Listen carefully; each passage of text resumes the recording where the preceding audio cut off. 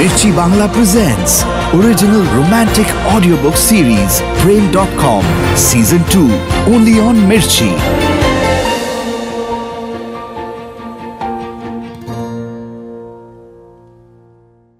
আজকের প্রেম.com গল্পটিতে আত্মহত্যার উল্লেখ আছে। যদি এই গল্প কোনোভাবে আপনাকে অস্বস্তিতে ফেলে, প্লিজ স্টপ লিসনিং। আর আপনার পাশে সাহায্যের জন্য রয়েছে 24/7 government helpline Kiran. Call 1800-599-0019। Mirchi Bangla presents original romantic audiobook series প্রেম.com সিজন 2।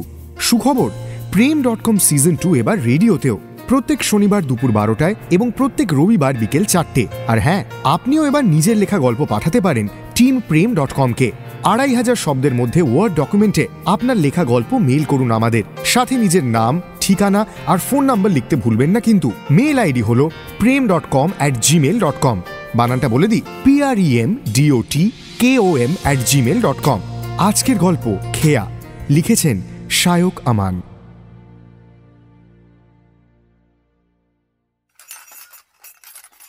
বাবু, খেয়া এসছে রে, তোর সঙ্গে দেখা হয়নি?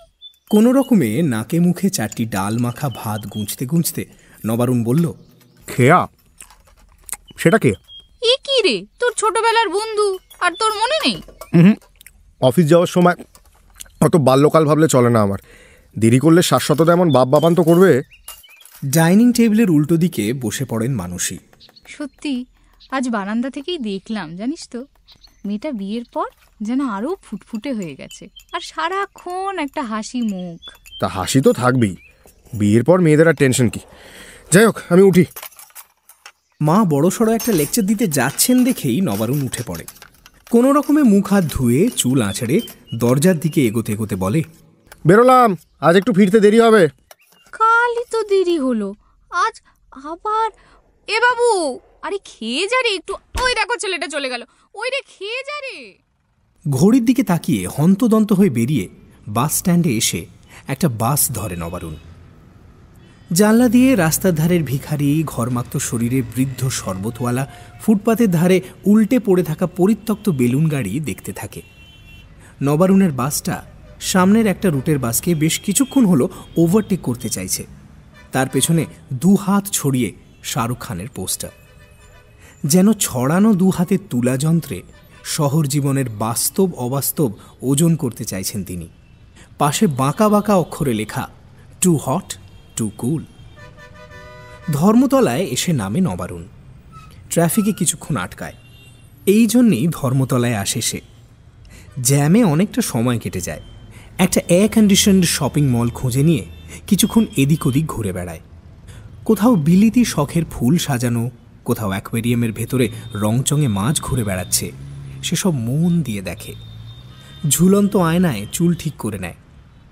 এমন করতে করতে মোটামুটি বিকেল হয়ে আসে। তারপর মেট্রো ধরে একাডেমির সামনে চলে যায় নাটক দেখতে। দিন 5 হলো নবারুণের চাকরিটা চলে গেছে, তবে এখনো বাড়িতে ভেঙে উঠতে পারেনি খবরটা। এই কদিন রাস্তাঘাটে এরকম চোরের মতোই ঘুরে বেরিয়েছে নবারুণ। পাড়ার কেউ দেখে নিলে কেলো হয়ে যাবে। বন্ধু বান্ধবের সঙ্গে দেখা করার উপায় নেই, তারাও সহানুভূতি দেখাবে, সেই সঙ্গে খানিকটা খুশিও হবে মনে মনে। খুব বড় চোপা ছিল না, জয়েন্ট, মেডিকেল জয়েন্ট ফুঁড়ে একেবারে ডাক্তার হয়ে বেরোবে। ছেলে নাকি হেভি মাথা, এদিকে কাজ করে সামান্য একটা ফার্মাসিউটিক্যালে, সেখান থেকেও লাত খেয়েছে শুনলে খুশি হবে তারা। আজ নাটকের টিকিটের লাইনে দাঁড়িয়েও হলে ঢুকতে পারল না নবারুণ। ওদের পাড়ার মানিকদা ওর থেকে হাত 2 দূরেই লাইনে দাঁড়িয়েছে। নবারুণ লাইন ছেড়ে মানে মানে কেটে পড়ে। যাক, আজ খানিকটা টাকা বেঁচে গেল। এমনিতে ব্যাংকের টাকা তুলে নাটক দেখতে খানিকটা গা কড়কড় করে, কিন্তু উপায় কি, সময়টা তো কাটাতে হবে। সন্ধেবেলা বাড়ি ফেরে নবারুণ। একতলা থেকে হাত মুখ ধুয়ে উপরে এসে নিজের ঘরে ঢুকতেই কিসের যেন গন্ধ পায়। এ ঘরে জন্ম থেকেই বাস করছে সে। অনুপস্থিতিতে বাইরের থেকে কেউ এলেই সে অচেনা একটা গন্ধ পায়। একটা দামি পারফিউমের গন্ধ খেলা করছে ঘরময়, ল্যাভেন্ডার। সিঁড়ির কাছে ফিরে গিয়ে গলা তুলে হাঁক দেয়, মা, ও মা, আমার ঘরে কি এসেছিল গো? তোকে সকালে বললাম না, খেয়া এসেছে, ওর বিয়ের অ্যালবাম দেখাতে এসেছিল, এই তো একটু আগে গেল। ও আচ্ছা, ঠিক আছে। ঘরের ভেতর ঢুকে পাখাটা চালিয়ে দিল নবারুণ। সারাদিন রোদে টোটো করে ঘুরে মাথাটা বেশ ভারী হয়ে আছে। তার মধ্যে এই ল্যাভেন্ডারের গন্ধটা যেন শীতল স্পর্শ বুলিয়ে দিচ্ছে গায়ে। গুনগুন করে একটা গান ধরল সে। চাঁদের হাসির বাঁধ ভেঙেছে, উথলে পড়ে আলো, ও রজনী গন্ধা তোমার গন্ধ সুধা ঢালো। তারপর শার্ট ছেড়ে একটা স্যান্ডো গেঞ্জি গলাতে গলাতে বেরিয়ে এলো বারান্দায়। এই বারান্দার সঙ্গে নবারুণের অনেক পুরনো সম্পর্ক। সেই ছোটবেলার একটা দিন মনে পড়ে। বাইরের আলোটা কদিন হলো খারাপ হয়েছে, অন্ধকারে ঢেকে আছে বারান্দাটা।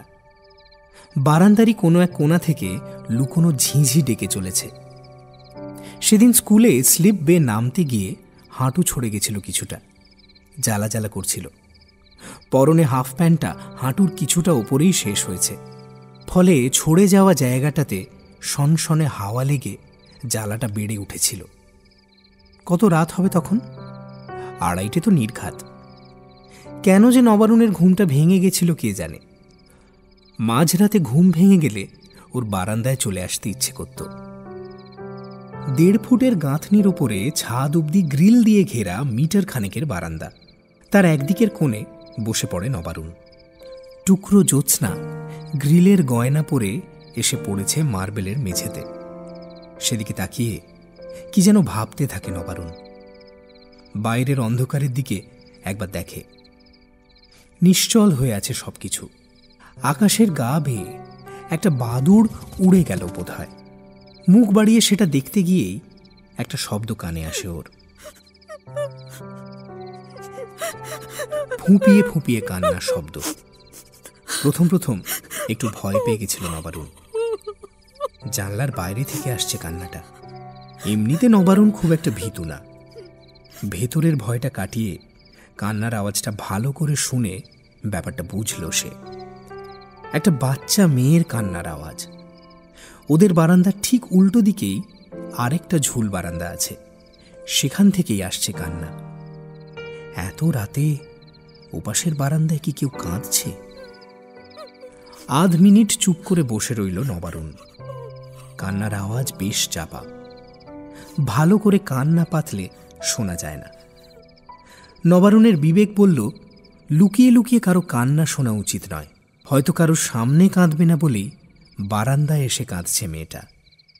ইচ্ছে করেই একবার কেশে উঠল নবারুণ।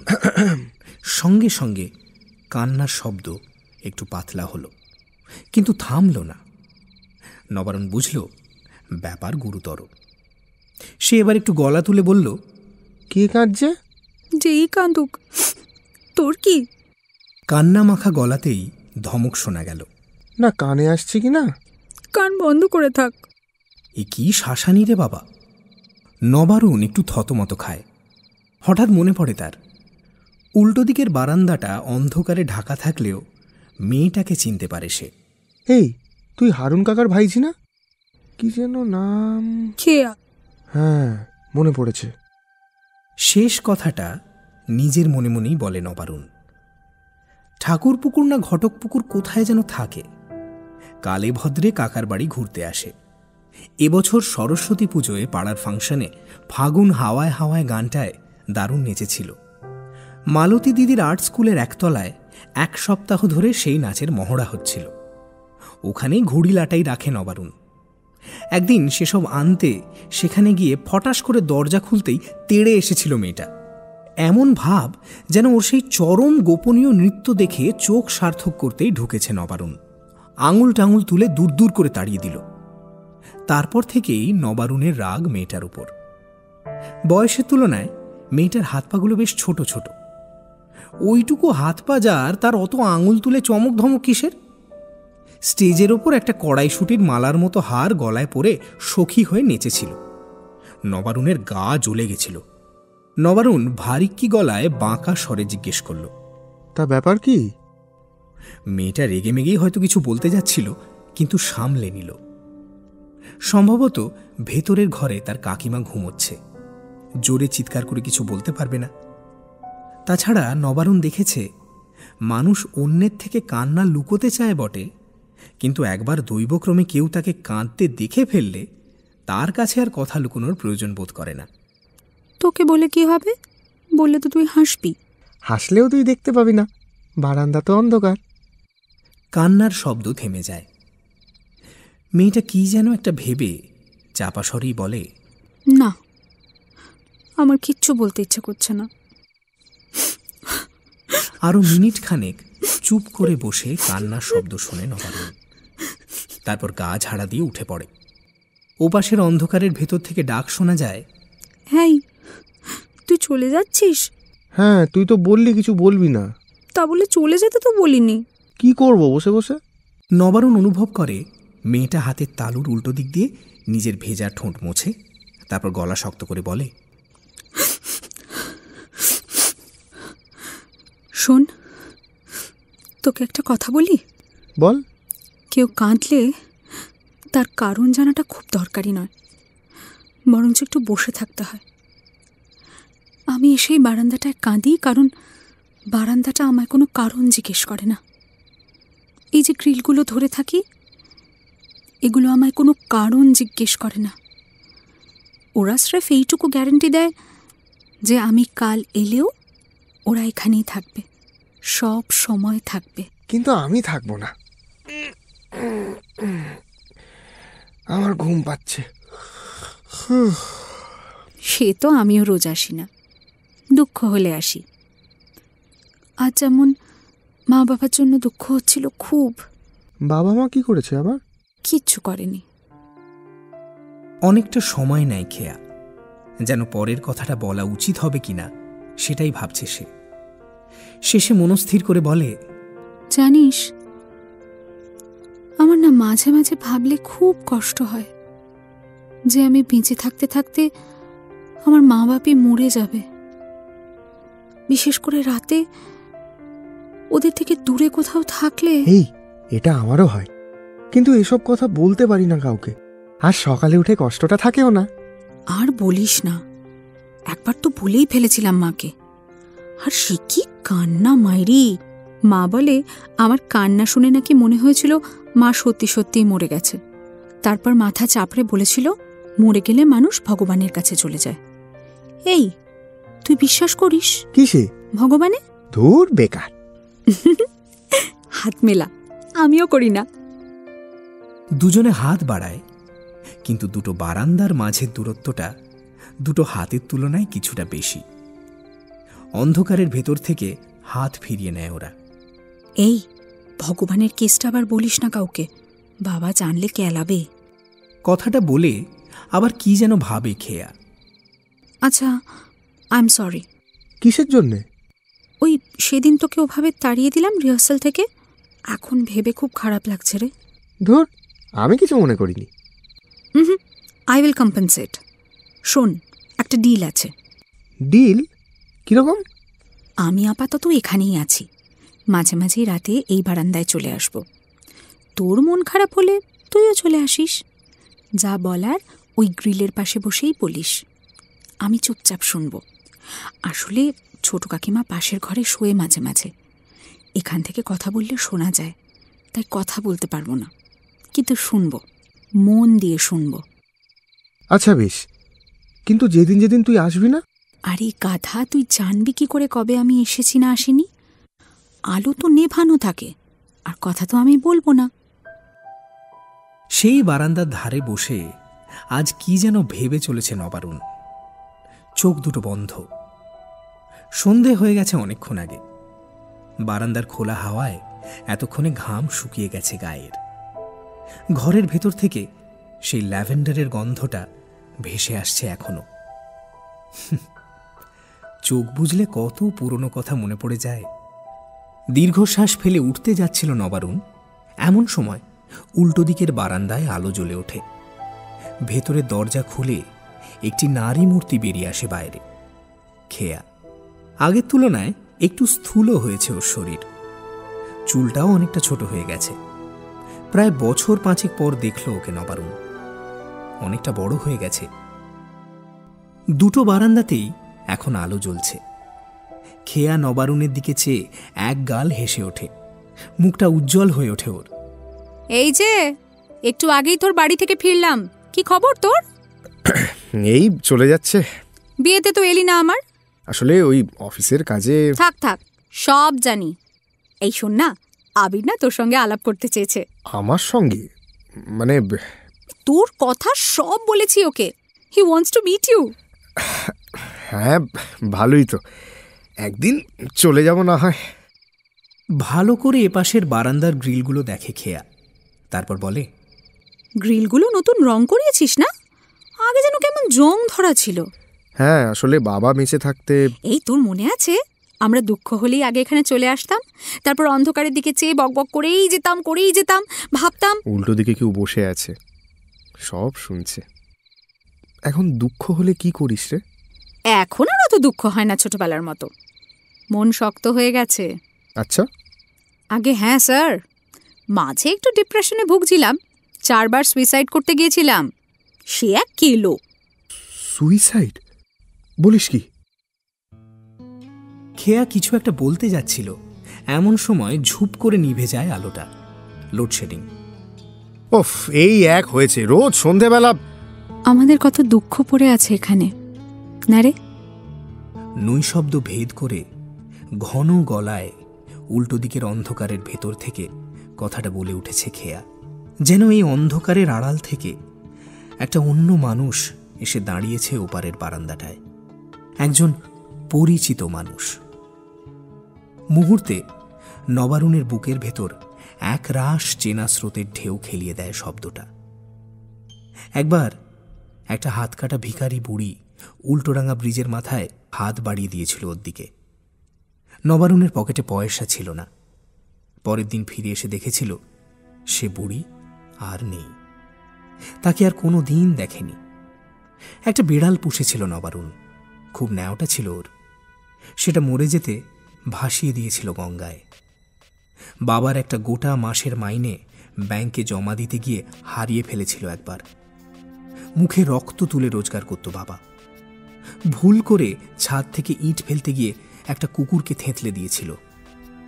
কুকুরটার সেই অবোধ চোখ দুটো আজও মনে আছে ওর। এত ছোট ছোট দুঃখ কেন এত রক্তাক্ত করে ওকে?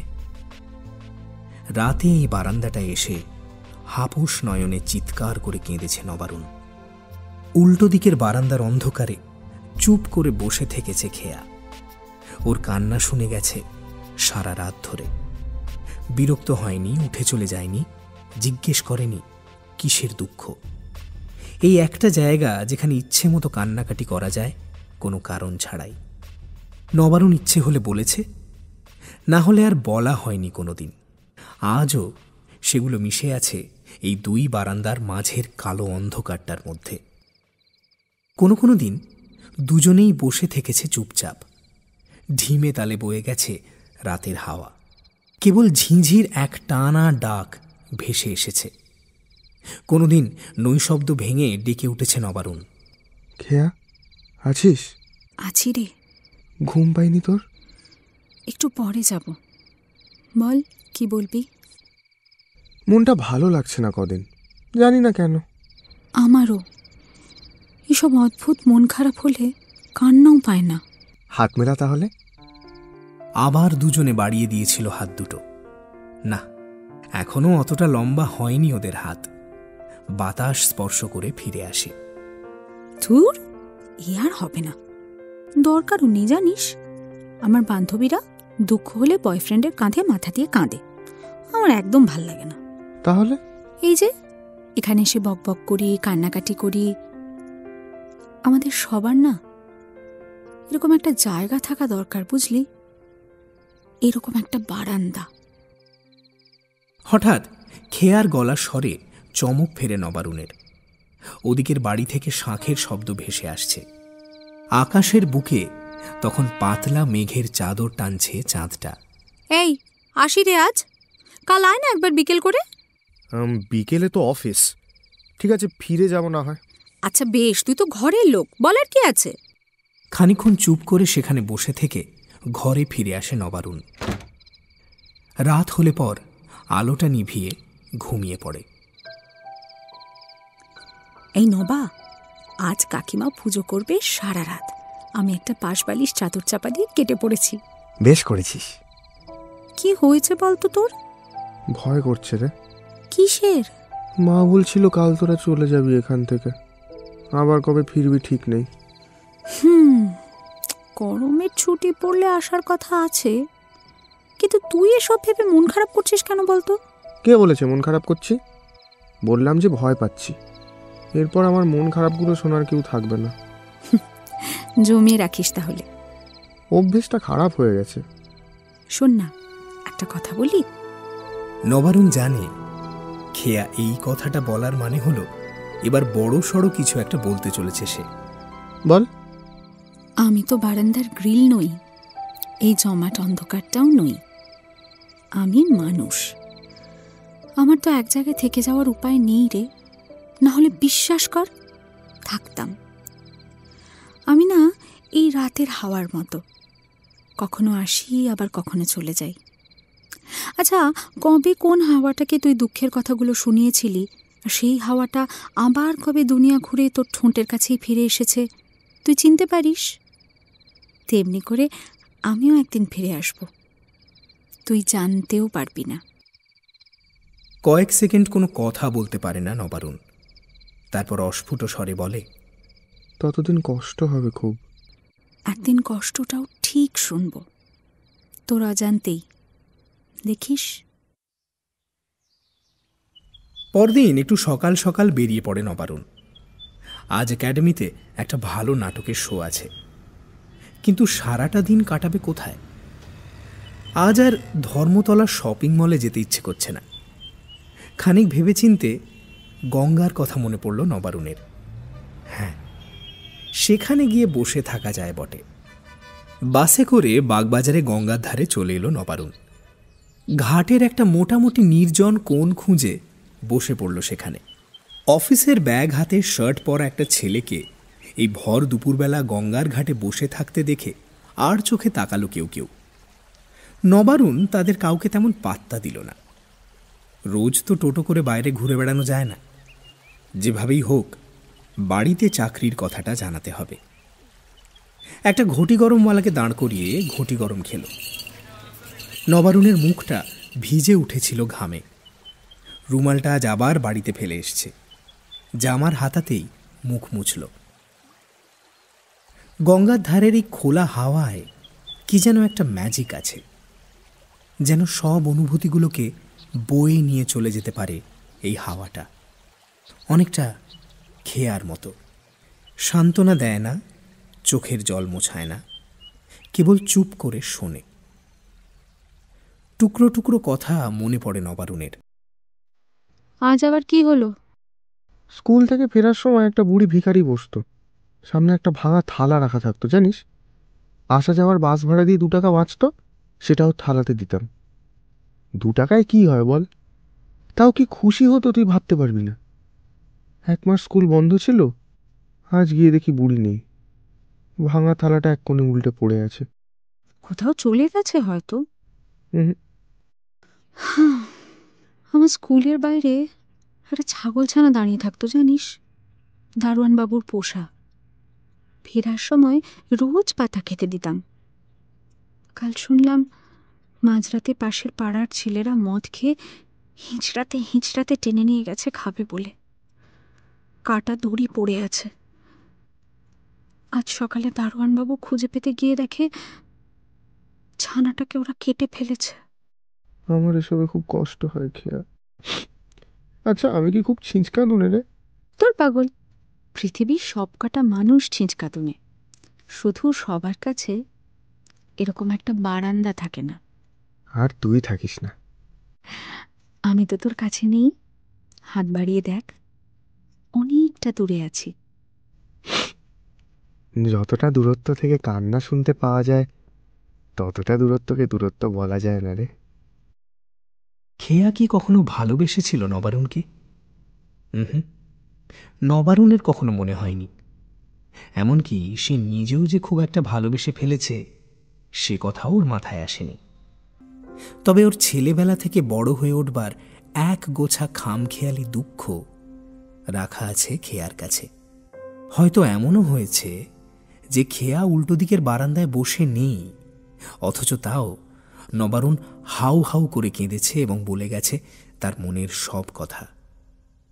ভেবেছে কাকিমা পাশের ঘরে শুয়েছে বলে কোনো কথা বলতে পারছে না খেয়া। নবারুণের কি আজও কিছু বলতে ইচ্ছে করে খেয়াকে?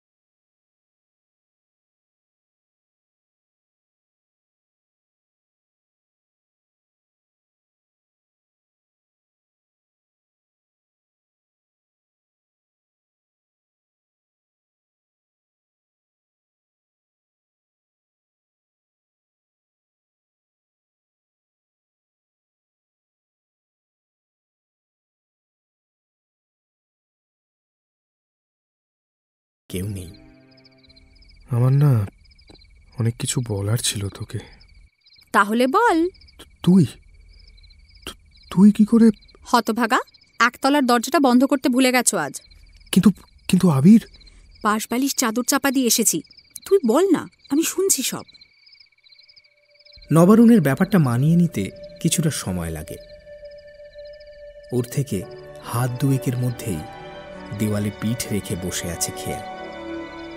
মুখে চাঁদের আলো এসে পড়েছে, খোলা চুলগুলো দুলছে মাথার দুপাশে। কই বললি না তো?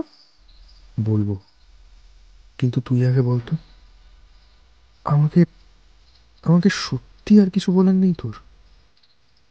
হুম, বললাম যে মন শক্ত হয়ে গেছে। তুই জানিস খেয়া, মানুষের মন শক্ত বা নরম হয় না, কেবল আরেকটা মানুষের কাছে নরম বা শক্ত হয়ে যায়। ছোটবেলায় সবার কাছেই নরম থাকি আমরা, কষ্ট পেলে সবার সামনে কেঁদে ফেলি, কাউকে নিয়ে জেলাস হলে রাগ ঢাক করি না। তারপর তারপর বড় হতে হতে একটা একটা করে মানুষের কাছে আমরা শক্ত হয়ে যাই, কিন্তু মনটা তো মনই থেকে যায় বল। আমরা দুজন দুজনের কাছে শক্ত হয়ে গেছি। মাকে বলেছিলাম তুই কবে এখানে আসছিস আমাকে যেন না জানায়। মা ভেবেছিল আমাদের মধ্যে কিছু নিয়ে ঝামেলা হয়েছে, হয়তো জানায়ও নি। আসলে আমি ভেবেছিলাম যদি তুই কবে কবে উল্টো দিকের বারান্দাটায় থাকবি সেটা না জানি, তাহলে কবে কবে নেই তাও জানতে পারবো না। অন্ধকারের দিকে চেয়ে মন খুলে সব বলতে পারবো, সবটা। তুই পাগল একদম। এইটুকু সম্ভাবনার কথা ভেবে। মানুষ সম্ভাবনা নিয়েই বাঁচে খেয়া। আমি ভাবি হয়তো পৃথিবীর কোনো এক কোণে তুই সুখে সংসার করছিস, তোর মন সবার কাছে শক্ত হয়ে গেছে। হয়তো মায়ের রোগটা তেমন ক্রিটিক্যাল নয়, হয়তো আবার একটা চাকরি পাবো আমি, হয়তো হয়তো আমার বাবা ভগবানের কাছে, হয়তো এখনো বছরে একদিন ওই বারান্দাটায় এসে বসিস তুই। পাশের ঘরে আওয়াজ যাবে বলে কথা বলতে পারিস না, কেবল শুনিস সব। শুনতে ইচ্ছে করে রে খুব, বলতেও ইচ্ছে করে। কাল একটা দূরের মানুষকে কেমন টুক করে বলে ফেললি 4 বার সুইসাইড করতে গেছিস। আমি 5 বার অ্যাটেম্প্ট করেছি, তার মধ্যে 2 বার সিরিয়াসলি, কিন্তু সেই অপরিচিত মানুষটার কাছে বলতে পারিনি। তোর মতো আমিও সবার কাছে শক্ত হয়ে গেছি রে, শুধু শুধু এই এই বারান্দাটার কাছে, 2 বারান্দার মাঝের ওই অন্ধকারটার কাছে, আর আর আর তোর কাছে। তোর কাছে আজও ভীষণ নরম রয়ে গেছি খেয়া। আজ, এখন, এই মুহূর্তে তোর কাছে নির্দ্বিধায় কেঁদে ফেলতে পারি, নির্দ্বিধায়। আমার কাছে তো ছিল না এসব। বারান্দাটা, সম্ভাবনাটা, তুই। বাদ দে এসব।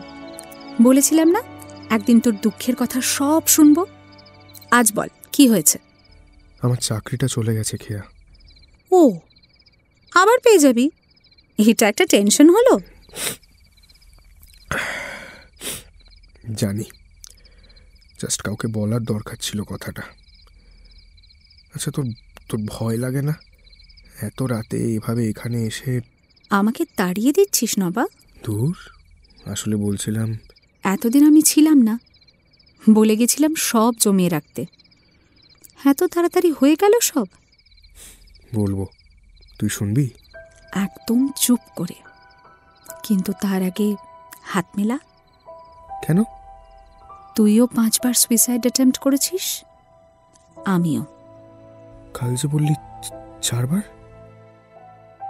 হঠাৎ একটা কথা মনে পড়ে যায় ওর।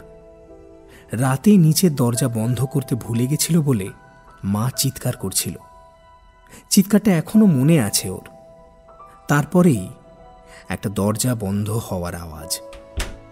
নবারুণ হাত বাড়ায়, কিন্তু সে হাত স্পর্শ করে না কিছু।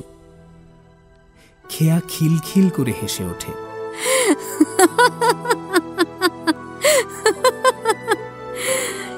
এটা আর আমাদের হবে না কোনো দিন।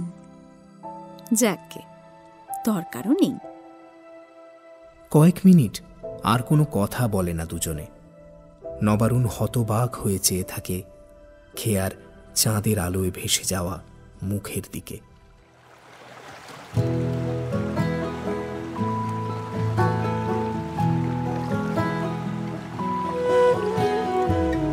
বৈতরণীর তীরে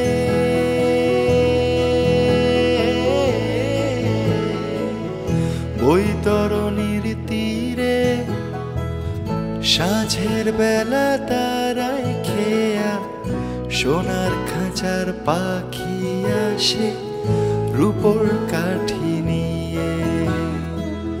বৈতরণীর তীরে সাঁঝের বেলা তারায় খেয়া সোনার খাঁচার পাখি আসে রূপোর কাঠি নিয়ে।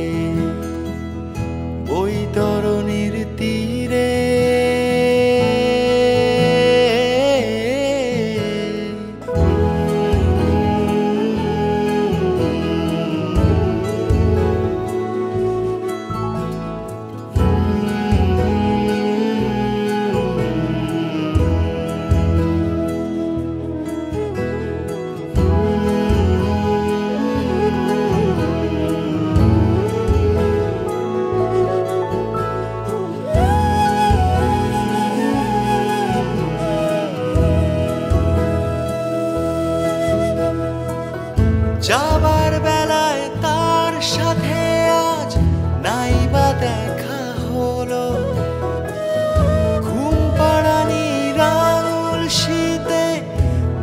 দিবস ছুঁয়ে দিল, যে পথে তার ফেরার কথা, যে পথে তার ফেরার কথা, আধারে তা যায় না দেখা।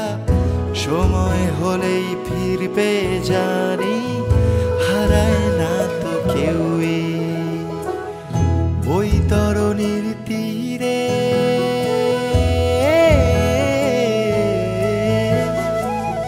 বৈতরণীর তীরে সাঁঝের বেলা তারায় খেয়া, সোনার খাঁচার পাখি আসে রূপোর কাঠি নিয়ে।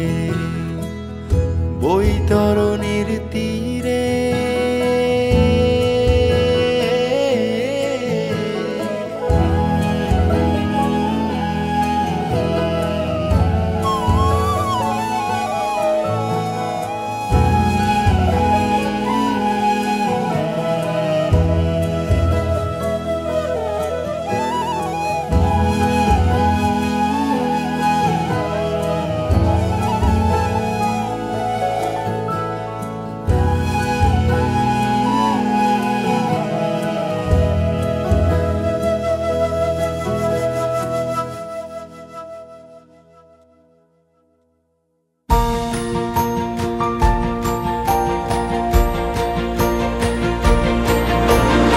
শুনছিলেন মির্চি বাংলার নিবেদন original romantic audio book series প্রেম.com সিজন 2 only on মির্চি।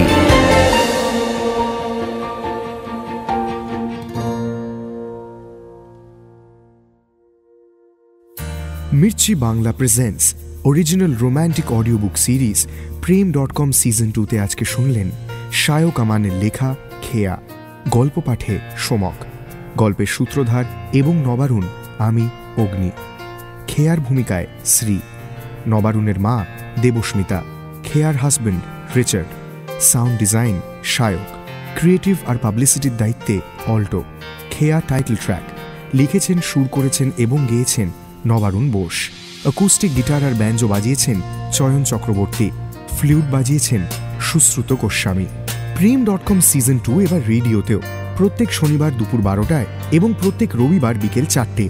আর হ্যাঁ, আপনিও এবার নিজের লেখা গল্প পাঠাতে পারেন টিম প্রেম.com-কে। 2500 শব্দের মধ্যে ওয়ার্ড ডকুমেন্টে আপনার লেখা গল্প মেইল করুন আমাদের। সাথে নিজের নাম, ঠিকানা আর ফোন নাম্বার লিখতে ভুলবেন না কিন্তু। মেইল আইডি হল prem.com@gmail.com।